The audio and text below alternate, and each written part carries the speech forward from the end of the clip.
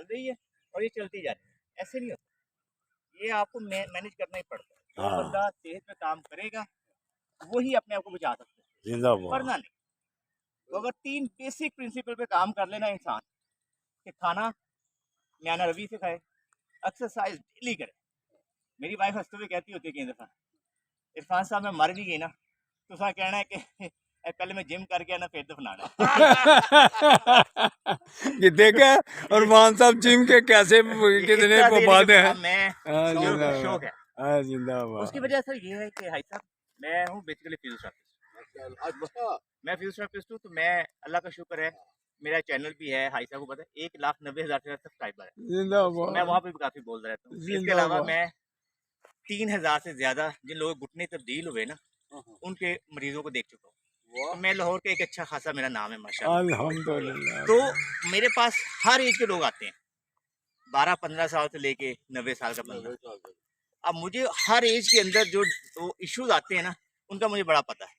اور پھر جیسے آپ کے ساتھ بیٹھا ہوں, اب آپ نے زندگی کا نچوڑ مجھے بتانا ہے عرفان یار یہ چیز ہے. تو 3 چیزیں میں نے بزرگوں سے سیکھی ہیں. نمبر 1 صحت پہ کمپرومائز نہیں کرنا. نمبر 2 بچوں کو ٹائم دینا ہے. اینڈ نمبر 3 اپنی جو ہاتھ ہے نا اکانومی والا ہاتھ کاٹ کے کسی کو نہیں دینا. مطلب جس کو ہم کہتے ہیں کہ بڑھاپے میں بندہ لگا کہ بچے نے کے ہاتھ نہیں پھلانے. اللہ تو یہ بزرگوں کی جو نصیحت ہوتی ہے نا بڑی کام کی ہوتی ہے, یہ زندگی کا نچوڑ ہے. تو صحت جو میں نے دیکھا ہے کہ سر جوان آدمی جو صحت جاتی ہے, بزرگ سب سے زیادہ انسان رولتا ہے صحت جانے پہ. بقایا چیز ہے, پیسہ بھی بندہ تھوڑے میں گزارا کر لیتا ہے, نہیں تھوڑے میں گزارا کر لیتا ہے, ٹھیک ہے یار نہیں تو نہ صحیح صحت چلی جائے نا یہ گزارا نہیں, پھر نہیں گزارا ہوتا, پھر آپ رہ جاتے ہیں.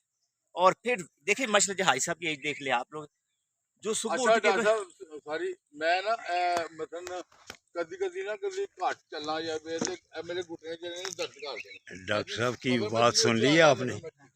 ڈاکٹر عرفان صاحب ورزشوں کے ماہر, جسموں کے ماہر, لیکن آپ اگر عمل کریں گے ان کی باتوں پر تو انشاءاللہ تعالی پھر آپ بھی صحت مند رہیں گے. اللہ حافظ. اللہ حافظ.